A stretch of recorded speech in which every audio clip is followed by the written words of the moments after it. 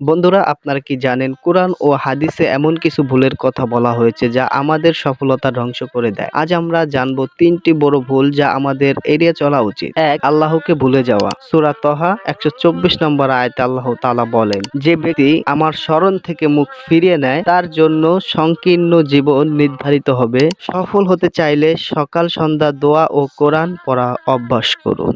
২. হারাম উপার্জন করা। আল্লাহ হারাম সম্পদকে বরকত দেন না, বরং ধ্বংস করে দেন। সহিহ বুখারী। হালাল উপার্জন ছাড়া জীবনে বরকত আসবে না। ৩. সময় নষ্ট করা। সূরা আল আসর ১ ও ৩ নম্বর আয়াতে আল্লাহ তাআলা বলে, মানুষের সবচেয়ে বেশি ক্ষতির মাধ্যম আছে, তবে তারা নয় যারা সময়ের মূল্য বোঝে। ফেসবুক, ইউটিউব অহেতুক সময় নষ্ট করিবেন না, জ্ঞান অর্জনের সময় দিন। আপনার জীবন বদলানোর জন্য এই ৩ বিষয় মনে রাখবেন। আপনার জীবনের কোন ভুলটি আপনি পরিবর্তন করতে চান?